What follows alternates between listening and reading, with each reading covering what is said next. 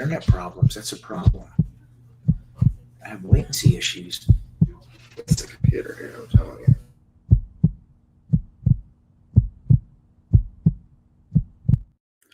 Hooday, Bengal fans. We got a whole bunch joining you celebrating tonight. Oh, this is Chase, Ryder, Hooday! Mon, and Luke. Let's Aaron, go. Jake, this is the Bengals Pulse, the heartbeat of our Cincinnati Bengals. I want to introduce everybody to Chase, new member of the Owens family. His first game, 1-0 against the Steelers. We love it. All right. 1 in Owens? Oh, I'll take it. 1-0 Owens. All right, guys. Hey. Woo. I did not take enough blood pressure medicine today for that. But again, man, what a big win, guys. Bengals beat the Steelers in Pittsburgh 19-17 in a season where the defense has let us down time after time after time. Tonight was their moment. And, I mean, for the defense tonight, gentlemen, Trey Hendrickson, the defense, wow, what a show. We got a lot to talk about. We want to thank everybody for joining us tonight. Mon, how you feeling, brother? I'm happy they won. It's just this game basically has I've seen this game 16 other times this year. It's just been longer. The whole season has been this way. It's come down to these crazy finishes. The defense finished it for us, like you just said, Trey Hendrickson. But I'm just frustrated. I sent out a lot of tweets during the game. It's therapy for me. But, buddy, Joe Burrow is just if you're going to throw the ball 75% of the time, and you better get the best offensive lineman possible. Cordell Volson, Cody Ford. These are good spot duty guys, come in to help you out in a pinch, but they're not NFL starters, and they're going to get your franchise quarterback killed. We will never get where we need to get with that type of talent on the offensive line. We have got to get better there. No, Eric, how you feeling, buddy? How you doing? I don't know what Mom's talking about. We just won the frickin' game. Yes, we'll never get where we want to get. Wait, will we never get where we want to get? I do believe we went to a Super Bowl with an offensive line that was a lot worse than this. With Joe Burrow, JB9, there is always an effing chance to get where we need to get. Because you know what? He's going to jump in his Batmobile, his Tumbler, and he's going to drive the whole 53-man roster where we need to go. Greatest effing story ever told is still in play. We won the effing game, 19-17. The Bengals took down the Steelers. The Steelers go into the playoffs with a 4-game losing streak because of it. The Bengals end the season with a 5-game winning streak. I can't be down about it, man. Mon, man, whoever, Luke. The Bengals won the game. We still have life. We got to the Super Bowl with a trash offensive line. All those people are working at Kroger now. There's still a chance we can get where we need to go. We need help tomorrow, but there's still a chance. Luke, what are your thoughts? Well, I got a lot of thoughts. I guess what I'll tell you in that vein is Aaron Rodgers, he can't go out on a loss. So, Aaron, he's got to show up tomorrow. And who is it, Carson Wentz? Yep. Carson Wentz is he's on a Uber to the stadium now because they couldn't get the flight, so he's ready to. Listen, Carson's from North Dakota. There's plenty of snowmobiles in Kansas City. Throw that man on a snowmobile. Get him out to Denver. We're fine. You know what? Joe Burrow will give him his Tumbler. That Tumbler can handle all the snow that he needs to handle. Yeah. Well, listen, guys. I mean, really, let's start off with the way this game started, which was exactly how it started the first time we played the Pittsburgh Steelers. I thought it was going to be a rerun of it the way we played the second half, only going down and getting field goals. But this Bengals team, I mean, two games now against the Steelers this year. The Bengals have come out. They've started fast, really had a chance to completely end the game by the third drive.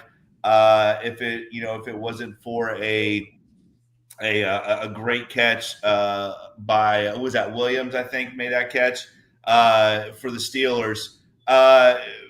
So, you hate to see that because that's something, the momentum thing the Bengals have not been very good at this year, Mon. But let's start.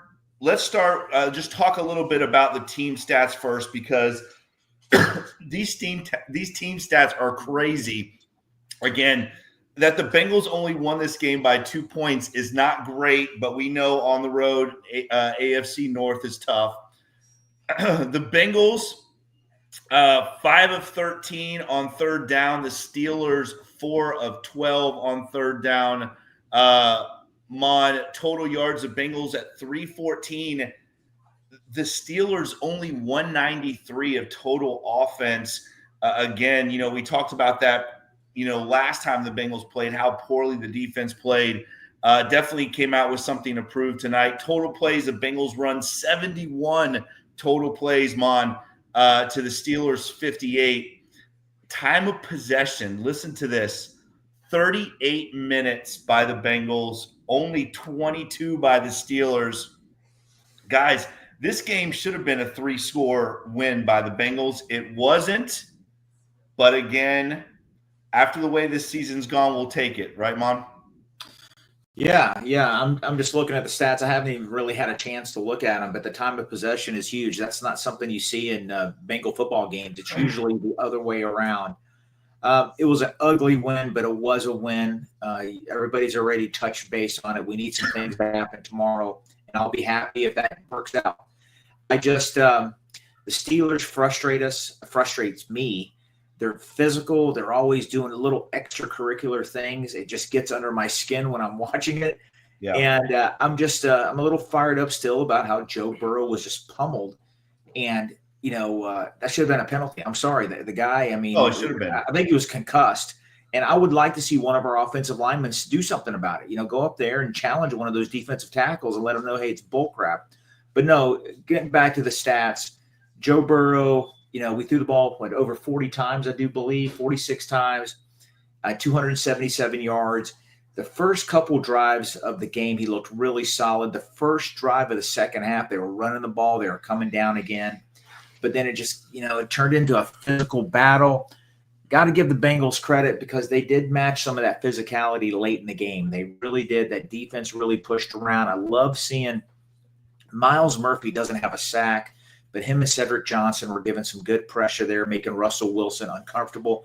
McKinley Jackson is a player, guys. He's going to be a good Bengal.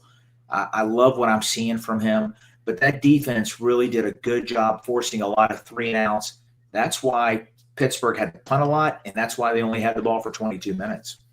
And again, I think the other part of it is, guys, the Bengals held the Steelers to 74 yards rushing. When is the last time the Bengals have held the Steelers to under 80 yards total rushing? Again, the defense guys played lights out. They played what I thought was their best game of the year, again, on the road against a good opponent. Trey Hendrickson, guys, Luke, we'll start with you. I want to get your thoughts on this. We don't get to talk to you very often.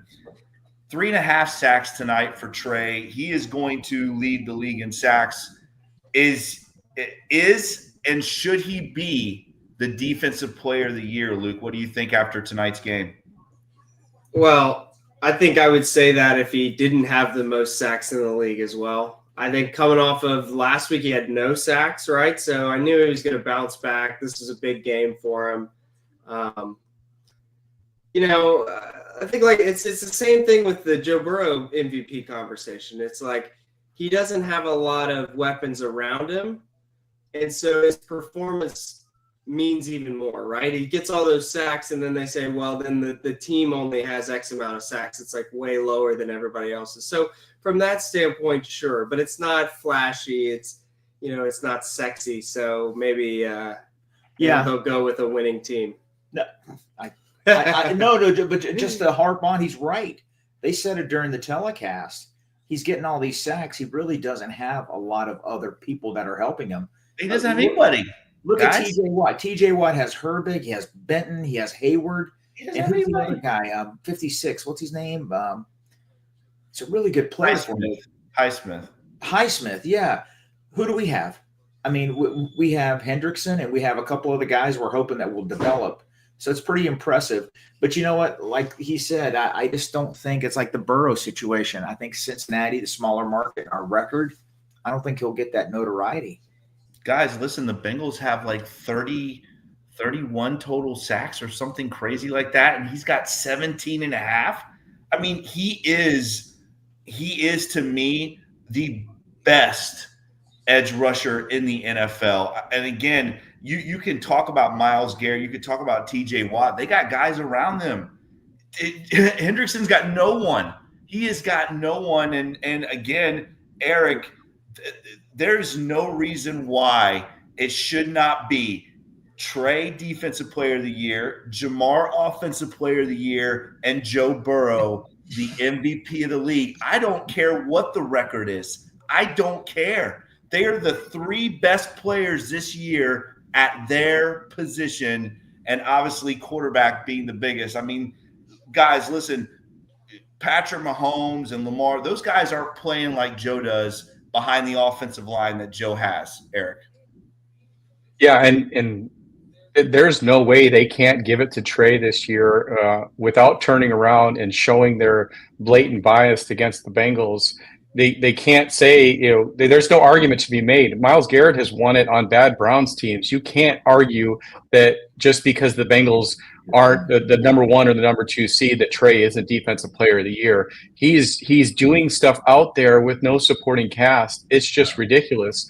Jamar absolutely is the Offensive Player of the Year, the first receiver in NFL history to have 1,700 plus yards and 17 touchdowns. No one's ever done it before.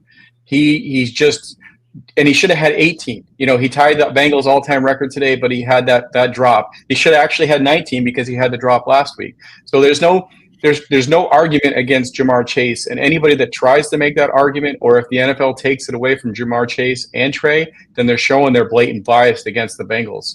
Far as MVP, I agree. Joe's the MVP. He's probably not going to win it.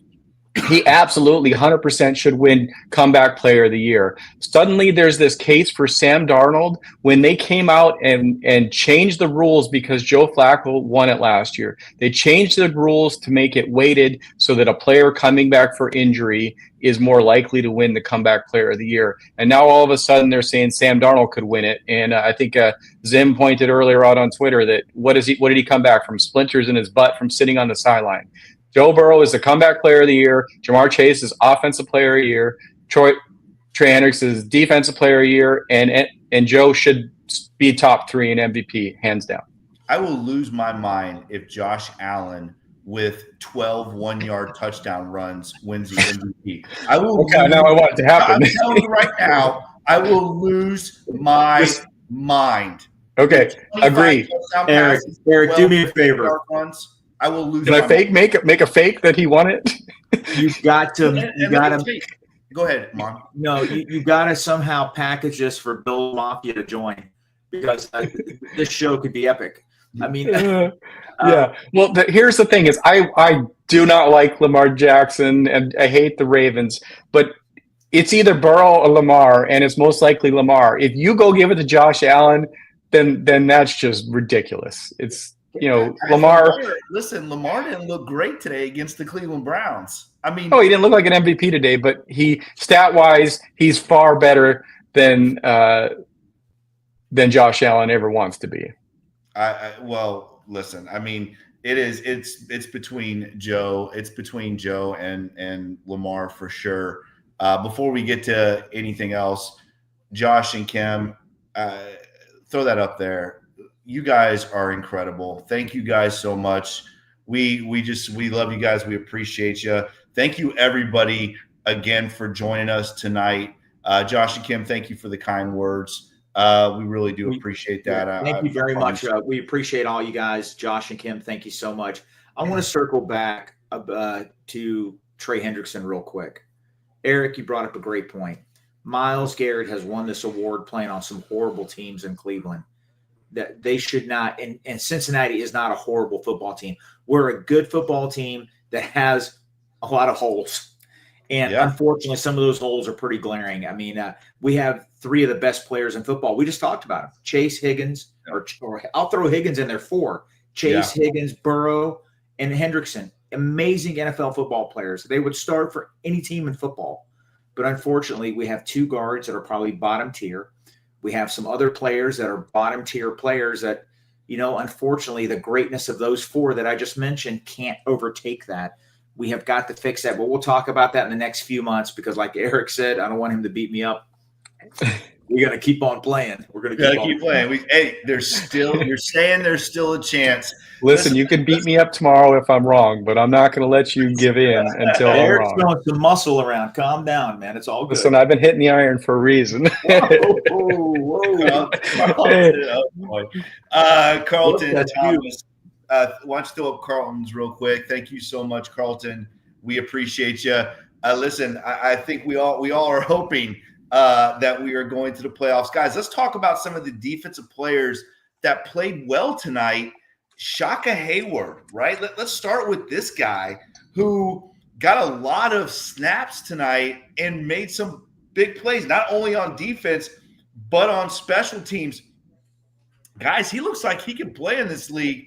He was out there. I'll tell you what, he was out there thumping the Steelers on defense. What are your thoughts on Shaka Hayward, Mon, and throw in Josh Newton?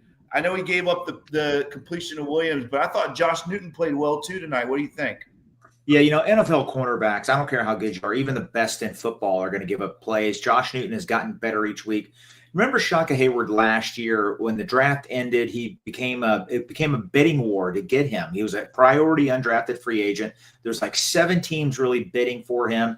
He's related to the Haywards that are on the Steelers. He comes from good bloodlines. And guess what happened? The Bengals outbid everybody. I think they gave him like a $40,000 signing bonus to come to Cincinnati. As you know, the Bengals don't do that when it comes to undrafted free agents. They don't spend a lot of money there, but they knew he was a solid player. He's been on the practice squad. He's going to play a prominent role for us next year. And he played big for us, and that was a big turning point for that game because that kick returner for Pittsburgh is a player. He's really good. Yeah, he's good. Causing that fumble in front of his relatives was nice. Yeah, agreed. And I think, too, guys, that the interior of this defensive line holding the Steelers to 74 yards rushing, we got to say something about these young guys, Jenkins and Jackson, in the middle of this defense now. Guys, they have looked good these last 4 or 5 weeks. These young guys are starting to come around, and this draft could end up being a pretty solid one when Mims gets healthy, and you got the 2 interior defensive linemen again in Jenkins and Jackson. You got Josh Newton playing at a very high level. This draft could end up being pretty good. Obviously, I don't want to talk about the Jermaine Burton stuff. We really don't know the whole thing, so let's not even talk about Jermaine Burton right now. But obviously disappointing, but we're not going to talk about Jermaine Burton. Only positive tonight. But again, Mon, Luke, Eric, these young guys on defense are playing well, man. This is becoming a good draft.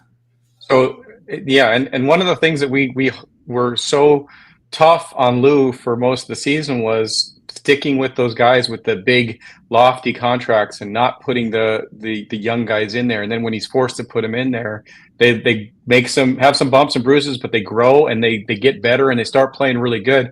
Just a little tidbit here. Trey Hendrickson in his post game brought out the fact that Chris Jenkins is playing on a broken wrist. Kid's playing lights out on a broken wrist. I mean, that's crazy. Yeah. Is it a coincidence that the defense has been really poor all year? We know that. We've talked about it every episode. But the last 4 weeks, they have gotten a little better. Yes, we haven't played great quarterbacks. I understand, but we still have to come out and play and make plays. You've noticed the last 4 weeks, we've seen more snaps for Jenkins, McKinley Jackson, Cedric Johnson, Miles Murphy, DJ Ivey, Josh Newton. all these rookies, even Marco Wilson, the guy they picked up on waivers a few weeks ago, he's coming in and playing a lot of snaps. Jordan Battle's taking over the starting position. Is that a coincidence or what? The defense is ticking up. We still got a ways to go. We really do. And that's one of the things that we said. Like the defense was playing like trash. You might as well let the young guys play. And look what the young guys did. Luke, go ahead. I think Lou made a comment like 4 weeks ago that he was going to re-simplify the defense and he was going to be aggressive and play kind of his original defense. I think when you have young guys like that, like you guys are talking about, these guys are developing, but there's a learning curve, right? And so if you want them to play right away, don't put them in these complex stunts and all these things and set them up for failure. You know, that's a year 1 or year 2, year 3 thing. Right. He said, hey, we're going to simplify the defense. Yeah, we still give up big plays. Yeah, we still have some questions, you know, everywhere. But it's like, if he knows where he's going to be, you give him an opportunity to make a play. That's a and just to add on, sorry, Jake, add on that, we got more information just a week or two ago. I think Jermaine Pratt benefited from that too, because when Logan Wilson goes out, he has to make a lot of the calls. Well, what they said was going into every play, they went into every play with 2, sometimes 3 plays, rotating into their eventual set play. And what happened 5 weeks ago, they went away with that. Every time they went out there, they knew what play they were in. It may not give those exotic pressures that you need, but it absolutely simplifies it for the young guys and for a guy that's got the green dot that's the first time in however long to go out there and be able to command that defense. Jake, you've been a football coach for years, high school level. You know it. I mean, even in my profession in the fire service, if you overthink, you don't react. Paralysis by overanalysis. When your head is spinning, you got too much going on in there and you can't make a decision. You can't react. Football players do that, you know, and like Luke was saying, when you simplify it, you're not overthinking. You're being an athlete, you're playing and reacting. Yeah. And I think, you know, some of the knock on Lou was his defense when he had Jesse Bates, Von Bell in his prime, and all these other guys that have been in the system. They knew that defense like the back of their hand. They could handle that complexity, but these young guys can't. So, yeah, I think it's a great point, Luke, by you. And I want to let's just real quick. I don't want to get into a lengthy discussion about this because we got a lot of weeks to talk about it. Real quick, Eric, then Luke, then Mon. Did Lou Anarumo keep his job tonight, Eric? I don't think he kept it tonight. I think he keeps it if we make a Super Bowl run. That's my opinion. I think that he brought himself back into the conversation. I'm sorry, when we make a Super Bowl run, he'll be back next year because we're going to keep playing until the end of February. We're going to keep playing even after the Super Bowl. But I think he made a case, but it requires a Super Bowl run for him to keep his job, in my opinion. Luke. I think if they fire him, it's maybe just the way it goes, but it's also knee-jerk in my opinion. He's been in conversation for, you know, coach of the year or defensive coach of the year a couple of times, and he's gotten us to Super Bowls, and we've been sitting here making comments about how good our defense is. And then, you know, he has a bad year, and now, you know, they cut him. I think I don't know. I think it might be knee-jerk, but I do think it probably still happens, yes. Okay. You got to have a scapegoat if all these MVPs don't make the playoffs. That's a great point, Luke. That was going to be my point. Mon? I don't want to be a fence rider here. I don't think he's been set up to succeed. I'm just going to give you a positive for him and a negative. Okay. Losing Jesse Bates and replacing him with a guy doesn't work. Losing DJ Reader, replacing him with young guys trying to figure things out, and you struggle for 10 games doesn't help him. We've lost a lot of good players, and like I just said a few minutes ago, when you have these veterans that knew his defense like the back of their hand and you lose them, it's tough. But I will say this. The Cincinnati Bengals, that stat came out a few weeks ago. They used 9 picks in the top 100 over the last few years. They're not developing at the rate they need to develop, and you got to knock the coaching staff for that. I will say this. I think the season with the stats that we've had from our board, including Higgins on that, it's been a disappointment. I'm sorry. The way the defense has played, and I think Lou's going to lose his job. I've been on record of saying this. I think Dennis Allen will be the next defensive coordinator for the Cincinnati Bengals. I think that's going to happen. I'm going to agree with you. I don't know about the Dennis Allen thing, but I think Lou loses his job. And I'm going to tell you why. A little bit about what Luke said, too. I think there has to be a scapegoat here. It's just the way it is. If the Bengals do not make the playoffs, somebody has got to be reprimanded, and I think it's going to be Lou. I think it's an easy way out for the Bengals. I don't know. I don't know if he's the one or not that should, but somebody will. If you have possibly the defensive player of the year, the offensive player of the year, and the MVP on your team, and you don't make the playoffs, somebody is going to be the scapegoat. I agree with Luke 100%. And Mon, I agree with you. I think the big thing that we all have to look at here and keep this in perspective is that they have used 9 out of their last 10 picks in the top 100 on defensive players, and these guys have just not developed. And you know, I don't know if that's going to be. I think it's going to be interesting to see, you know, if something with Duke Tobin happens. Yeah. I think that could be a possibility, Mon. Eric, Jake, Luke, I sent out this tweet yesterday. Actually, we've had 24 draft picks in 3 years. 7 of them have been defensive backs. Lou Anarumo is a defensive back guy. All right, yeah. And we have spent a lot of quality draft capital on these. I mean, the future of the Cincinnati Bengals is so dependent on those 7 guys. It really is. And I don't know. It's going to be a tough call because they are his guys. Do you let him go and bring in a guy that might not, you know, hey, man, this guy doesn't fit my style? I don't know, man. It's going to be a tough one. It's going to be really interesting. But the fans want some change. They want some accountability. Yeah. Like he said, I think he could be gone. Well, just to add on that, I mean, they spent all that draft capital, but they haven't played all that draft capital either. There's been a lot of people yelling, and there's been a lot of times where Lou just wouldn't let those guys see the field. And you put so many premium picks into the defense, those guys have to play. You know, some people in the chat are pointing out that Frank Pollock's going to be the scapegoat. I think everybody here is really on board and saying that that's happening no matter what. But if you flip the switch and put those 9 premium picks on the offensive line, I mean, Joe Burrow's never getting touched. So you gotta kind of say, you know, if you can't develop these young guys, if they can't see the film, then that's a you problem or a Lou problem, not an us problem. So it'll be interesting to find that out in February. Switching gears here, I got some topics for you. Go ahead. Frank Pollock. Let me just say this about Frank Pollock. Frank Pollock will be gone the day the season ends. Frank Pollock will be gone. He is not. That has nothing to do with being a scapegoat. That has something to do with being the worst offensive line coach in the NFL. He is gone, and that will be signed on the dotted line. They have no choice. That is a no-brainer, no choice on Frank Pollock. So I'll make the little Cincinnati graphic right now. Monday, February 10th, Frank Pollock's fired after winning Super Bowl. Let me counter that real quick.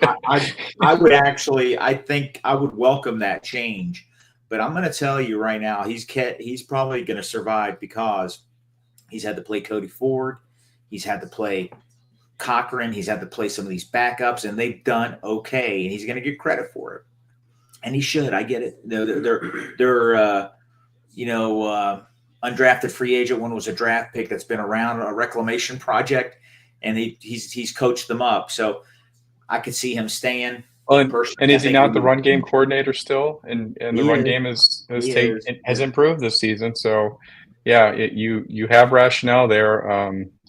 Hard to say. Let's talk about we've got over 500, almost 550 people in here in the chat, and let's talk about one of the most obvious things that happened that we haven't touched on yet today. T. Higgins played really well in the first few quarters of the game.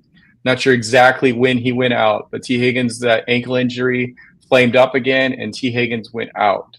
And the most notable thing is just how much different this offense is without T. Higgins on the field. They're able to really focus on Jamar, and we stalled. We didn't perform nearly as well as we did with T. Higgins out there. Is that another case? I mean, I think everybody will probably agree, but just an example of how much we need to get T. Higgins signed, sealed, and delivered. Jake? Yeah, I mean, T. Higgins. I have stood on this desk for the last year. T. Higgins has got to be re-signed. He is a huge part of this offense. Again, Jamar is the best wide receiver in football. T. Higgins is maybe the most important player on this offense when it comes to the flow of the offense. And I think the way that Joe Burrow has so much comfortability with T. Higgins, he is a huge, huge part of this offense. And you're right, Eric. The offense did stall out tonight when T. Higgins was out, and I think that's another reason why Joe Burrow has said the last 3 weeks, every single week, the importance of bringing back T. Higgins. And we heard a little bit of whispering, Mon, about T and Jamar and Joe all having these talks about how are we going to get the three of us to stay together. I still think it's going to happen. I don't think T. Higgins leaves. I think T wants to be there. Jamar wants to be there. And obviously Joe is already there. These three guys are going to be together for a long time, Mon. What are your thoughts on that? Yeah, you both hit it on the head. We saw the drop off when he went out with the ankle issue. I just don't like some of the fans on Twitter going after his injuries. We've talked about that a lot. Guys playing on the last year of his contract, he's going to be a little cautious. But I think the last 5 weeks we've seen it, how important he is. And guys, I don't think we've ever had a player that's going to be as influential as Joe Burrow is when it comes to Bengals management. Yeah, and if he wants T, I think they're gonna sign him. Yep. Now, guys, we can make an argument. I'm a homer. I want T to be here. I want the big three to remain. But you can make an argument that has valid points. Do you want to spend that much money on 3 players? They're going to take up $120 million, $115 million when you have a $250 million salary cap. Yeah, on the outside, it doesn't seem smart. To us, it's wise. But it's going to be an interesting debate coming up with the national pundits and to see. What do you think, Luke?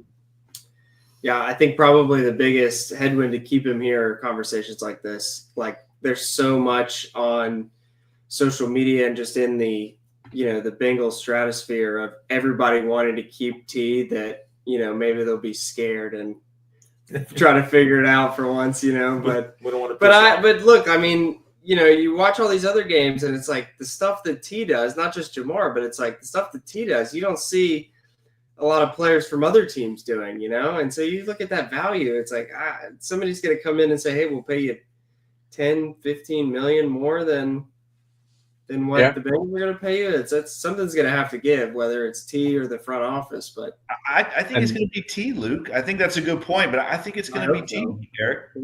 Yeah. Well, my son brought up a point earlier too.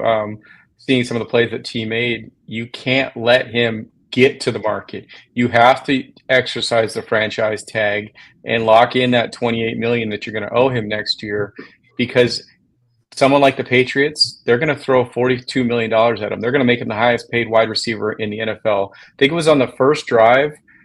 Joe Burrow throws just an amazing pass that only T can catch, and he catches it. And I don't know how the hell he catches it. And then later on the game, he makes one that someone commented on Twitter that, T. Higgins is out here doing things like this and his neck is contorted and he's reaching up like 12 feet in the air. The guy on Twitter said, I'd wake up with a sore back for weeks if I did this. And T. Higgins just out there routinely doing it. Yeah. He can't hit the market. Mom, what were you going to say? I don't think he would. No, that catch you're talking about, I couldn't believe it. It was a carnival catch. It was like, well, what did I just see? He is elite, and they just cannot let him go. Like, Adam Shine, national pundit, CBS Sports, and has his own radio show. He has said it numerous times. Cincinnati has to get it done. They have to keep T. Higgins. If he goes to another team, Cincinnati doesn't deserve the win. and he can't go to another team. He's not, guys. He's not going anywhere. I don't see it happening. And there's the Joe Burrow effect is real, guys. We've seen it already. Joe Burrow is not going to let T. Higgins leave. Joe Burrow made some very interesting comments earlier, guys, in the week about, listen, you cannot make a living letting our best players leave. That is going to ring true to this front office. Joe Burrow is going to force this front office to do what they should have done with Jesse Bates. And so one thing that earlier in the season, Joe Burrow talked about, with some of the people leaving, that he needed to lead a little bit differently and find a way maybe to be more vocal. And we have seen that on the field.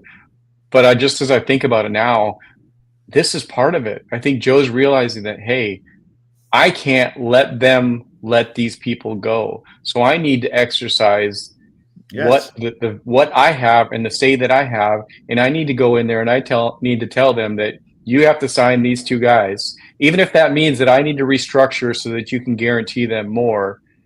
You need to do it, and I think that's a big step in Joe's maturity, is walking in there and realizing that he holds all the cards, and if he wants something, he's going to get it. Look at all the crap that Aaron Rodgers and all the crap players that Aaron Rodgers gets just because they went on a darkness retreat with him. The Jets signed whoever the hell he wanted. They fired coaches. Joe Burrow's finally seen that, if I want CJ Uzmanzama back, or if I want Drew Sample back, if I want Jake Owens to be my long snapper, it's going to happen. Let's get him. Listen, I don't care what kind of retreat Aaron Rodgers goes on, as long as he gets taken care of tomorrow. Get it done, Aaron. I hope those things are that you go on those retreats gets it done. Guys, it's the cost of doing business. When you have elite players like that, you have to keep them. And let's not forget, they're going to have a lot of money. They could sign those guys and still add to the roster. They need to get better players at guard, not just guys. They have to get really good players. They have to get another veteran defensive back. They need maybe another veteran defensive tackle, and they're going to have 6 draft picks if they don't trade and accumulate more. They have the money to do it. Do they have the will? That's the thing with this front office. Do they have the will to do it? And I think we've seen that they have the will to do it, but do they have the ability to recognize talent? They need to go get those guards. They need to pay the right guys. Don't go out there and pay the guys that you pay someone $8 million when you could have spent 10 and gotten a plug and play starter. Don't take a swing and miss. Go overpay and get the right guys to plug in there. Guys, listen, Joe Burrow, he has seen what has gone on. They let Jesse Bates walk. Who do they replace him with? Nick Scott, who Mon was 100 times better in Mon's prime. Then you bring in he's better right now. Then you bring in Geno Stone. You still haven't replaced Jesse Bates, is my point. You let Joe Mixon walk. You replace him with Zach Moss. Listen, Joe Burrow sees what is happening. You again. I know I wasn't a huge proponent of keeping Tyler Boyd, but you let Tyler Boyd go. Who do you replace him with? I don't know where Jermaine Burton is, but he's not on the football field. So I mean, he has seen all of this. Tyler Boyd, a leader in the locker room, a captain. Joe Mixon, a leader in the locker room, a captain. Jesse Bates, a leader in the locker room, a captain. And you're going out and you're replacing them with all of these guys, like you say, Mon, like just guys. Like that's who you're replacing them with, guys. Yeah, that's a Paul Daner thing. He says that on his podcast. I think it's hilarious. I'll give it to you. Okay, all right. Listen, I want to talk about this too because, guys, how big has Chase Brown been for this offense? He doesn't play tonight with the ankle injury. He comes up 10 yards short of 1,000. Still had 1,350 total yards with 11 total touchdowns. You could see tonight there was no explosiveness in the run game. Khalil Herbert rushes 20 times for 69 yards. He averaged 3.5. That's Khalil Herbert. He'll get you the 3 yards, and he didn't play bad tonight. But this offense, you talk about losing T. When Chase Brown is not in this offense, Mon, there is a huge, huge drop off. What a pick.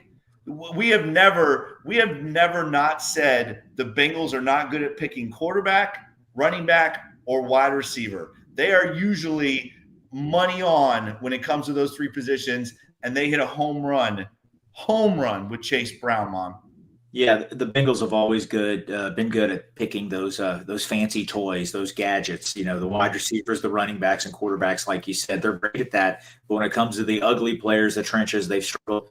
Chase Brown is what this offense needs. You know why? Because our offensive line, interior mostly, is average. So they need that slippery, shifty, fast running back. It makes them look better. And we've seen that in the stats.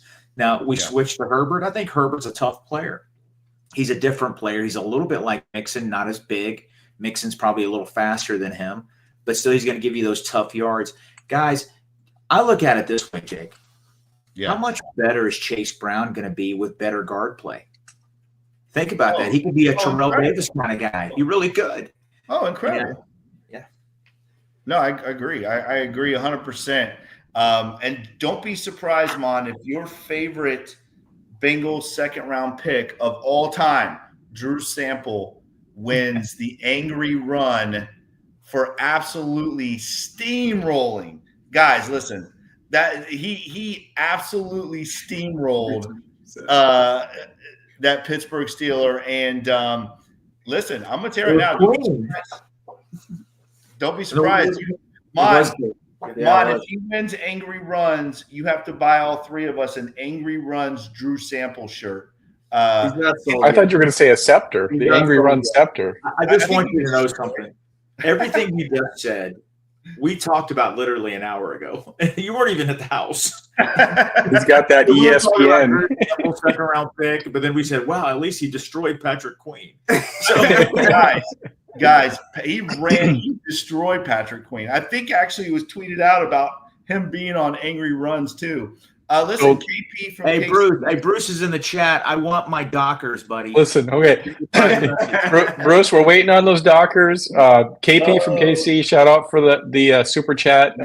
Dalton Reisner for $1.5 million over Volson garbage. Let's talk about something. What Volson did. It's unfortunate. North Dakota State guy. I've been one of Cordell's biggest fans, but yeah, he has not produced this year. He did get a sack on Joe Burrow though today. I don't know if you guys saw that. Joe Burrow was being taken. I guess he gets a half sack. Joe Burrow was being taken down, and he pushed Joe the rest of the way. So shout out to him for getting his first half sack. You say Volson sacked Burrow? Is that what you said? He did, yeah. Joe was being taken down by a defensive lineman, and Volson went and pushed him forward just to complete the sack. Did you see what Ace created the meme? Yeah. Yeah.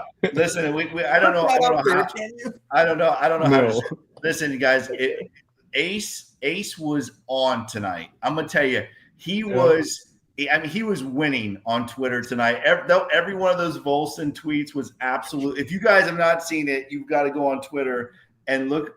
Ace, every time there was a sack, Ace threw up another one of like, I don't know, it was like Volson working at Walmart, and it was just. I forgot about that one. Oh my god, Ace, you won the night tonight on Twitter, my man. But we joke about this, guys. We joke about this.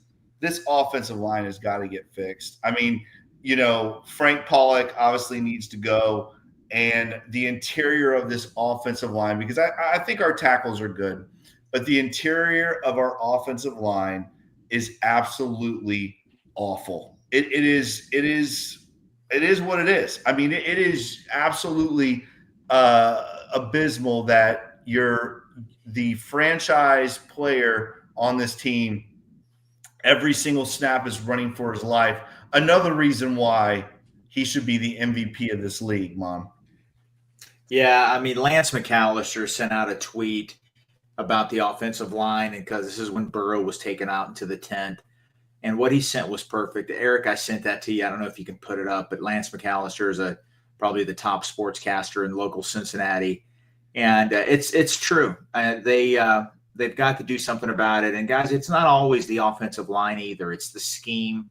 It's what, the style of play that Zach Taylor has in that offense. It's hard to complain about, Zach. Look at our offense. It's elite. It's special. It's one of the best in football, if not the best. But man, with that way, that style of offense that we play, your quarterback is really susceptible to getting hit. I was frustrated. In the second half, we saw a lot of players chipping and trying to contain TJ Watt, and they did. In the first half, we didn't see it as much. You remember we had 2 strip sacks that were recovered by us, and that could have flipped the game. Yeah. So we have to get better on the offensive line. Maybe we have to evolve a little bit on offense to alter some things there. But, buddy, when you throw the ball 80% of the time, it's and you have I can't put it up there. The passer, it can be dangerous. I can't put it up there, but I can read the tweet here. But just on that, on the only thing, like someone tweeted earlier, you don't have to have the best guards in the world. We just need top 25 guards. The guards are losing at the point of the attack, so the time that Joe goes and hits his back foot, they're getting roller skated into him. I mean, we saw that with Trey Hill for a few years. Or not Trey Hill, but Trey, what was our previous center? Trey Hopkins? We saw, and Billy Price. That was the Billy Price special there. Lance McAllister's tweet, he says, at some point, this organization will understand and decide that protecting Joe Burrow at all costs is the single most important thing they can do as an organization. Until then, it's all lip service and coasting on the coattails of players that were gifted by nothing other than the worst team in football. So, I mean, that's it. You gotta go into this season. The priority this season needs to be get T and Jamar paid, and then go spend $100 million in the offensive line, and then fill the rest of your team with youth. I mean, you've got ability to pay a few people here. Before we'll go to Jake and his opinion on that. But hey, guys, we got 1,260 people in here. It's probably one of our bigger live streams that we've had in a while. Biggest one will be tomorrow when we go live after clinching a playoff spot. But shout out to everybody that's here, that's joined, that's in the chat, that's throwing this stuff out there for us. Please like and subscribe to this video. Go chime in on every one of Mon's Twitter victories, because he's 17,001, I think. But I almost had a loss today. But I'm going to call it a wash. It had to do with somebody going to casinos a lot in Cincinnati. We don't want to talk about that. But, we won't talk about that. Yeah, I don't know. Hey, Jake, listen, can I say one thing about the running backs? Yeah, go ahead. You made a comment about the running backs. I want to go back to that. Yeah. I don't disagree at all that Chase Brown is an impact player and a huge part of this team, and that Herbert just gets 3 yards. But you've got the best quarterback in the NFL. I feel like I saw a lot more 2nd and 7s and 2nd and 6s today than I usually do, because he's a bigger guy. He falls forward. That slows the rush down. I know he still had problems today, but Chase Brown's a small guy. He either gets through the line and gets you 15, or he gets you 0 yards, and it's 2nd and 10. And so, I mean, as long as the Bengals don't say, okay, well, that's a good point, we'll just go under center and put Khalil Herbert there, and then everybody knows it's going to be a run every single play. I think it was a huge change of pace to have a guy who actually made an impact and fell forward a little bit. No, that's tough. I was excited to see him. He's slower. He saw there was a little bit more blocking getting developed. I love it. Well, I agree. I think that's a great point. I think where you lose a little bit of that Chase Brown is in the passing game, right? Is being able to get him out in space and do those kind of things, just that explosive run. But yeah, you're right. I mean, it was nice having you not being behind the sticks on some drives. That was definitely nice. It was and I think to Luke's point, I think we were Junior. Every 3rd and 1 we got because he was able to fall forward or get that extra push. Yeah. Hey guys, how great is it that the Bengals, the Steelers are now the 3rd team in the Super Bowl era to go into the playoffs on a 4-game losing streak. Not only did the Bengals absolutely take the Steelers played everybody tonight, guys. They played their entire starting team to try to beat the Bengals, and now they have to go play the Ravens, which is I think if the Chargers win, they play the Ravens, which the Chargers are going to beat the Raiders, which I absolutely love watching those two teams take each other out of the playoffs. I think that's great. Go ahead, Eric. Oh, just a really icing on the cake. For those that don't know, the Steelers song is Renegade. And apparently, according to Dan Howard in the Bengals locker room right now, they are jamming out to Renegade. They are great. They're just in their vibe right now. So love that. I like it. I like it. And how about this, guys? Zach Taylor. Hey, that's a good band. Listen, I'm not going to make fun of you about that. I listen to them. I'm not going to make fun of you about that one, Mon. A lot of people probably don't know who we're talking about, but I do. How about Zach Taylor when he was asked if they're going to watch football tomorrow? He said, no, we're going to prepare for the Buffalo Bills. Let's go. Answer. I think he's Zach. He's taking it out of my page. Yeah. Zach and I are on the same vibe.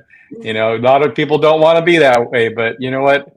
Well, I'm gonna be there. Hopefully, you're not on the same vibe calling plays in the red zone, Eric. Because listen, I'm on the Coach Owens vibe. When it's 3rd and 1 and it's on the 49, I'm taking a shot to T or Jamar Chase in the end zone. Guys, the things that Jake screams about, he goes out and calls those plays on his own game. 3rd and 1, Jake's tossing it to the end zone because you know what?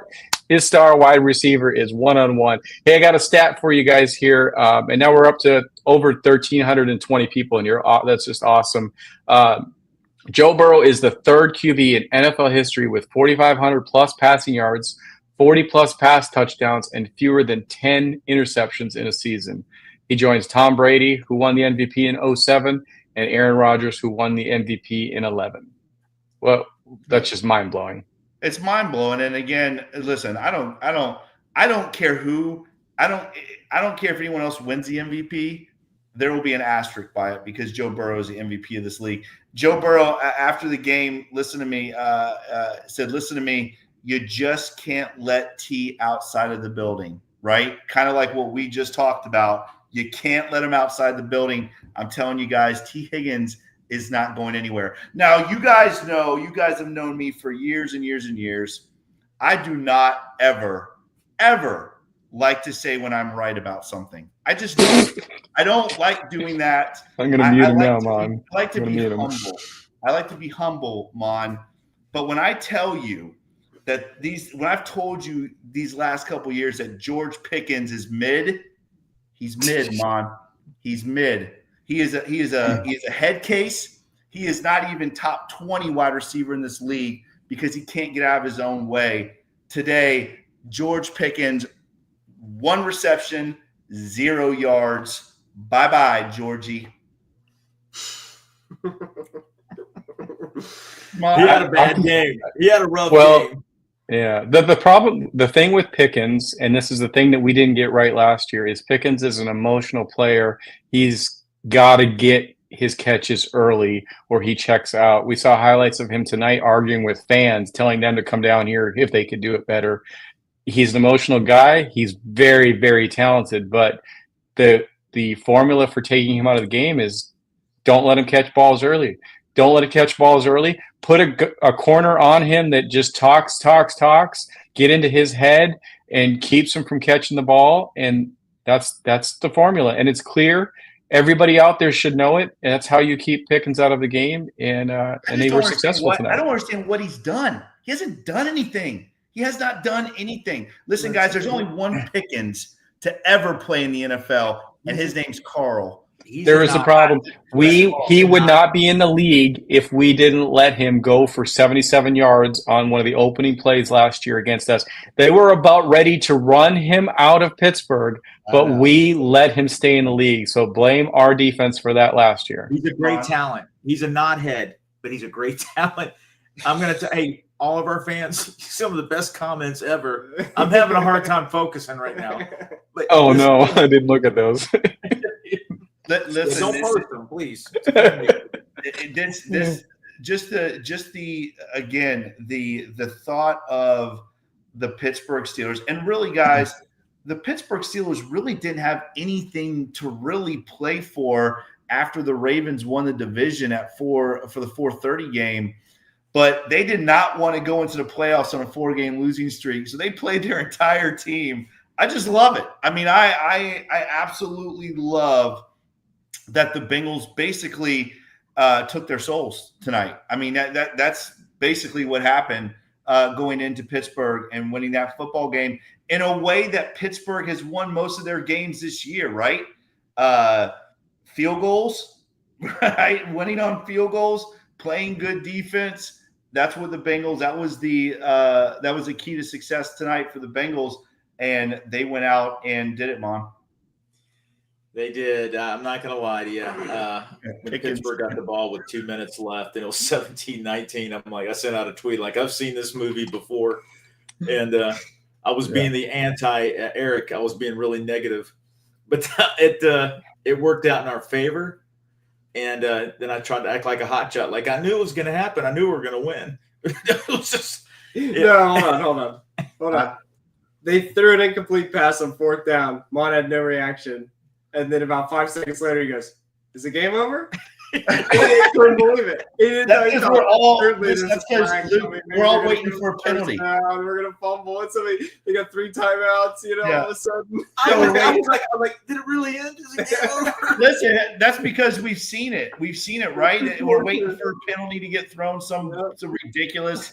But I will say this: this was an interesting stat, guys, that I didn't realize. Because this season has just absolutely beat the crap out of me. But the Bengals now are 9-3 this year when leading at halftime. Isn't that crazy? They won 9 games. That's the key to success, is just going to halftime with the lead.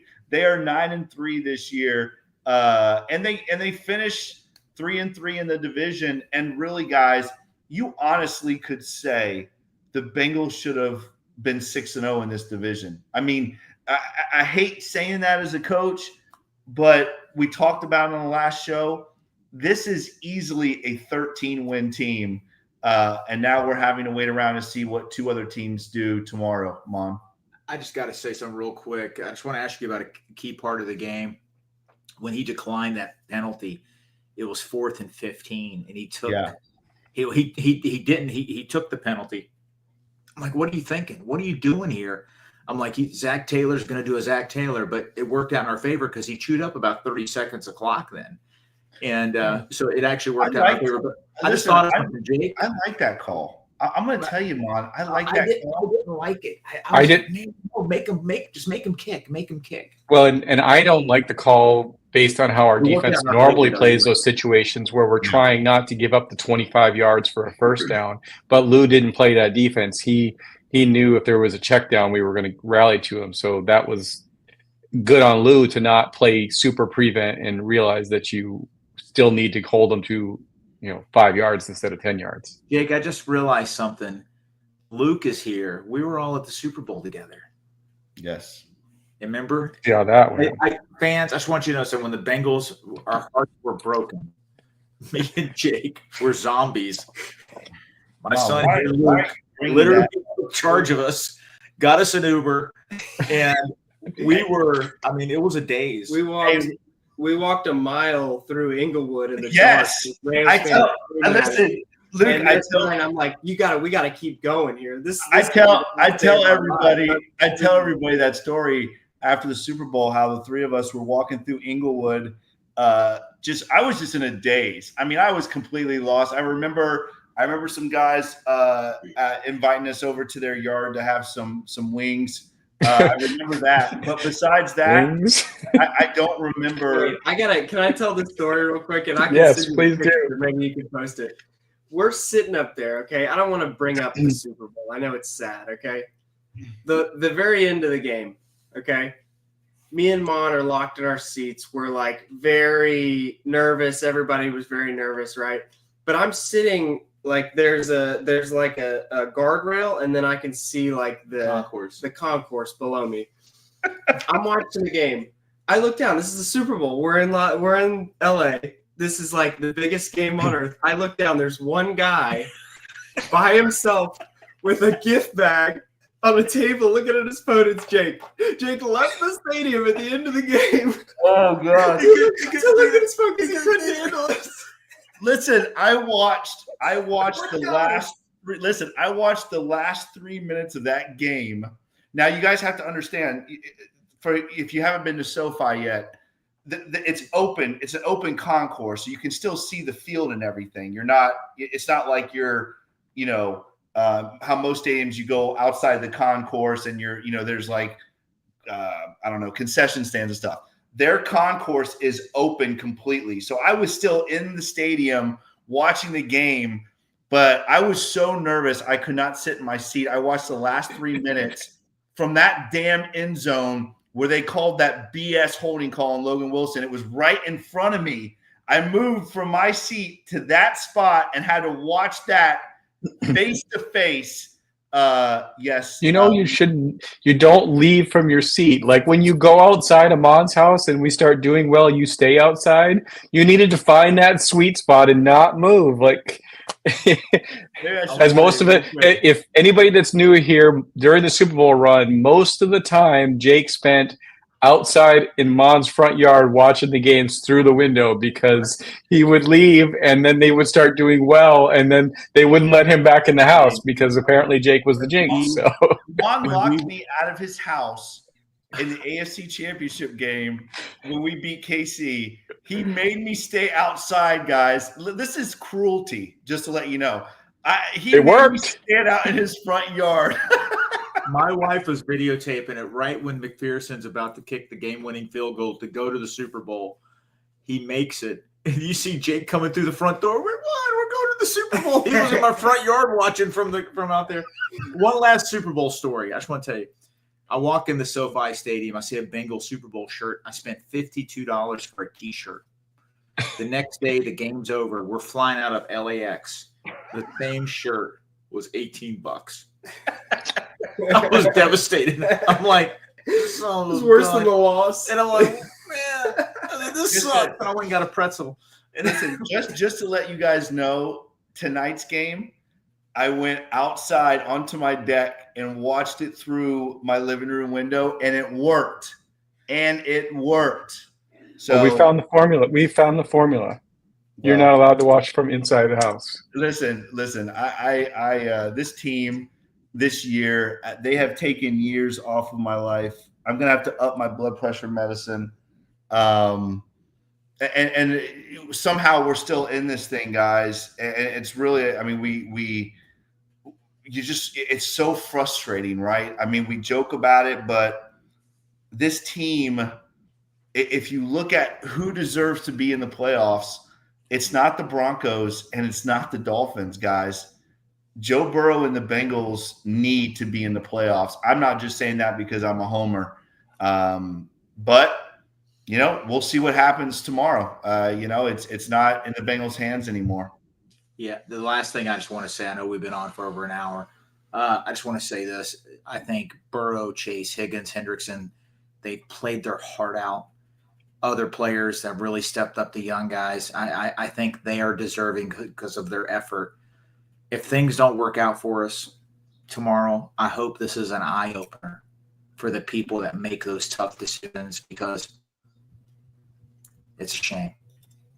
Like Adam Shine says, it's an absolute shame that this team put up numbers, or these players put up these elite numbers.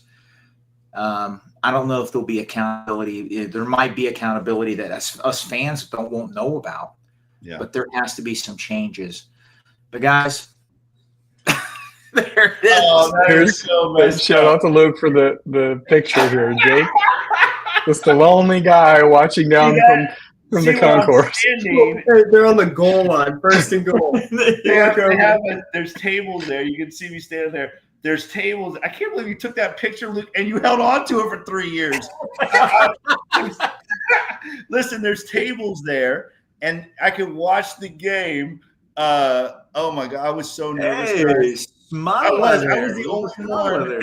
I was the only one not in my seat. I was pacing. It was absolutely awful. Thank you for bringing that up, guys. You've ruined what has been a great night.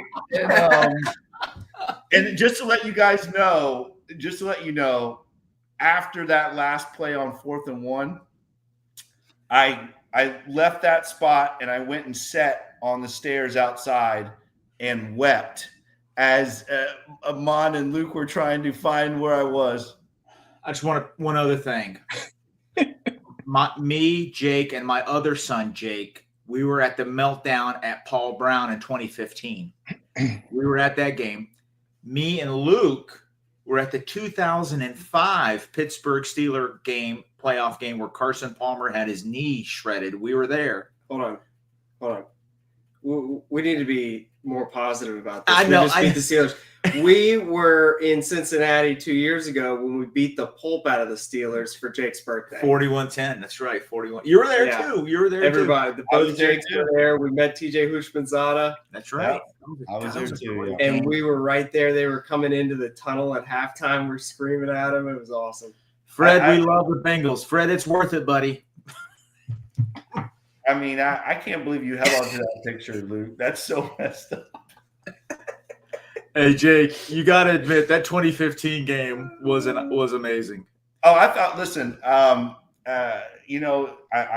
remember I remember throwing somebody's terrible towel off of the stadium. I remember when Burfict picked that ball off, every Steeler fan left the stadium, and we were the emotional roller coaster that we went through, Mon, and then I remember nothing after that. I don't remember the walk home to the hotel. I was a giant fight broke out in our lobby of our hotel. Not us. You had no recollection. I'm sitting there going like, "Kick his ass, yeah, get him." I was in a. But you guys don't remember it because you guys are on another planet. I was in a bad place, man. Jeremy Hill absolutely took my soul that game, and God. Enough of that. Let's talk about tomorrow. What's going to happen? So before we get out of here, first of all, let me just say this, guys. Thank you so much for everybody joining us tonight. Again, man, we are just so thankful and humble that we get to do this every single week and talk to you guys about Bengals football, especially on these nights like this where we get to celebrate wins. So thank you guys so much for joining us tonight. We're just, again, it's just it really truly means a lot to us. Guys, tomorrow, 4:25, Dolphins at the New York Jets. Luke, you talked about it earlier. Could be Aaron Rodgers' last professional football game. Definitely going to be the last time Aaron Rodgers and what's his receiver's name? I completely lost my train of thought. Devontae Adams. Devontae Adams get to play a game together. I know Mon and I both picked the Jets to win. I think that game's not close. I think the Jets beat them pretty handily. And then we turn our attention, guys, and this is the one I want to talk about. The Chiefs and Broncos. The Chiefs have already showed pretty much that they're sitting quite a few players. There's an update. It's done. There's a big update to this too, though. The Chiefs are currently stuck in Kansas City because of the snowstorm and ice storm. Their planes can't get de-iced. They're grounded. So there is a world where they have to fly out tomorrow. There's a world where the NFL says we don't play this game. There's a world where they play it on Monday. It would suck if they played this on Monday because we need to know tomorrow. They might play it on Monday. That's really a disservice. I mean, just don't play it and let us flip a coin. It's probably, I wouldn't be surprised if the NFL did that. Jay Morrison sent out a stat the other day. I'm sorry, I'm trying to locate it, but 4 times the Chiefs have had to play their backups the last week of the season. Andy Reid chose to do that because they had already clinched the number 1 seed. And I think they won 2 of the 4 with their backups. So listen, Carson Wentz, there's a lot of pride there. And don't discount this. There's a lot of pressure on the Broncos. Teams that have that pressure sometimes might get a fumble there. You might get an interception. Bo Nix is a rookie. Guys, we still got to play. They still got to play. We'll see. That's all we can do. Well, Well, go ahead, Eric. yeah. Go ahead. Why don't you let Well, them know? and Jake and I said it on Thursday's show. Carson Wentz was an MVP candidate. He was the MVP of the league until he got injured, and Nick Foles had to go win the Super Bowl for them. He's no slouch. He just had a few down years, and now he's been sitting behind Mahomes in an Andy Reid led offense. Don't be surprised if he comes out there and balls out. What happens when you put a really good quarterback that doesn't necessarily, wasn't benched because he was horrible, that, he was just in the wrong situations. You put him in an Andy Reid offense. Look what Sam Darnold has done in Minnesota. Don't be surprised if Carson Wentz has a really good game tomorrow. He's auditioning to be a starter in this league again. He's not going to lay down. So I could see him having a really good game. They can't rest all 53. So I'm in for it. Like if I'm the Chiefs, I don't want to play a division opponent in the playoffs. Well, that's just it too. Yeah, you got to add that too. And I think we mentioned that on Thursday. You don't want to let that be like us letting the Ravens get in or us letting the Steelers in. Nothing greater than your last game to play your backups and knock out your division opponent. Right. Now they know if they lose, they're out. Yeah. And on top of that, you're setting it up for the Bengals having to go up against the Bills. And what more would you want than the Bengals having to play, or the Bills having to play the Bengals? You don't think that nobody thinks the Bills are going to lose to the Dolphins or to the Broncos. So if you're the Chiefs, you should want them to come in there. Big Willie, nice tweet from Big Willie there. That was nice about Trey Hendrickson. Oh, that's good. Yeah, that's good. I like that. I agree. I think, for me personally, I think the Chiefs have to look at this in two different ways. Number one, you're knocking out a division opponent, which the Steelers try to do to the Bengals tonight, with the Steelers having nothing to play for really besides trying to knock the Bengals out. And I think another thing is, Eric, you said it. The Chiefs, I don't think the Chiefs want to play the Bills. And I think they know the only team that can beat the Bills is in Cincinnati. And I think that could be a motivating factor. The Bengals are beat up too. I mean, if you're the Chiefs, you're looking at this like if the Bengals get in, they got to go to Buffalo. If they beat Buffalo, they have to come to us. And again, listen, the Bengals have a lot of starters on the IR. I mean, let's be real about it. The Bengals are not healthy at all. So the Bengals would be limping into the playoffs. And, I don't know, maybe the Chiefs looking at it that way. We'll have to wait and see. But I think the biggest thing is Carson Wentz and him trying to prove a point that he can still play in this league. And hopefully that's what we get tomorrow. Yeah, and you have to, if you're a head coach that's looking at getting a playoff matchup, you have to salivate over being able to go up against the Bengals defense. Yeah, we've played better of recent, but we still made Russell Wilson look like old Russell Wilson on that one drive tonight. So you absolutely have to think that they're not going to lay down because they're not afraid of our defense, even though they're on the up, the up and coming. We got to get out of here. We got 1,476 people in here, almost 1,500 people in here. Thanks to everybody who's joined us tonight. We really appreciate it. No need for Bengals therapy this week because we are riding that high. We finished at 9-8. There is a chance. Everybody's rooting for me to do a victory lap tomorrow on the fact that the Bengals get in. So that's great. Before we get out of here, quick around the table, final thoughts on how this season is finished out and how it's going to continue to go. Let's start with Luke. I want to be just as optimistic as you, Eric. So that's what I'm going to say is a Chiefs win and a Jets win and a pummeling in Buffalo. Oh, nice. I like it. We pummel them. Yes. Yeah. 5-game winning streak is really nice. Whatever happens tomorrow, hopefully we do make the playoffs. If by chance we don't, going home on a 5-game win streak helps out in that off season, helps these young kids. These young players want to be winners. Everybody wants to be a winner. We got a lot of production out of them, a lot of positives. I'm optimistic and, concerned about some other things too. But let's see how it plays out tomorrow. And it could happen. It happens every year. Teams back into the playoffs. Hopefully, it's us. Listen, are we doing a show tomorrow, win or lose, or just win? We're doing a show because the Bengals are going to win. Okay. Your thoughts, Jake? Tomorrow night, guys. Okay. Yeah, real quick. Hope, right? I mean, they gave us hope, and rebellions are built on hope for all you Star Wars fans out there. I know, like Mon said, the 5-game win streak. Listen, we had this discussion 4 weeks ago on the show. We had a lot of people that wanted the Bengals to tank, and the three of us wanted to win.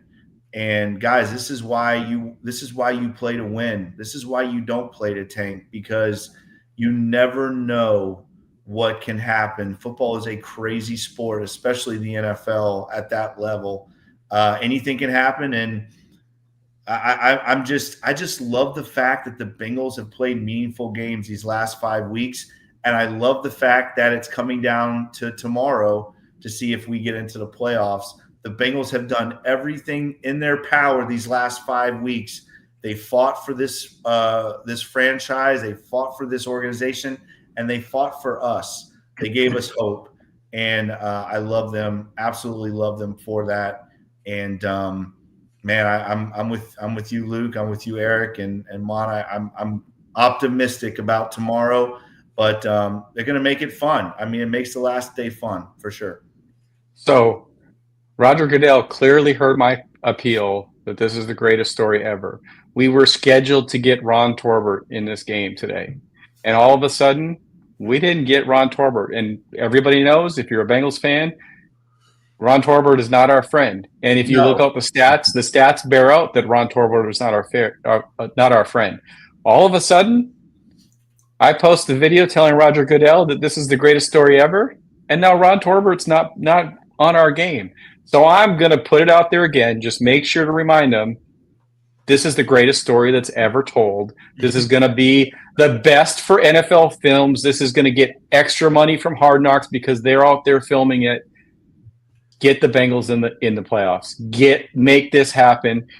Give Aaron Rodgers that injection he needs. Bring the psilocybin in. Whatever we need to get Aaron Rodgers to go off. Make sure that the Chiefs dominate this win with Carson Wentz.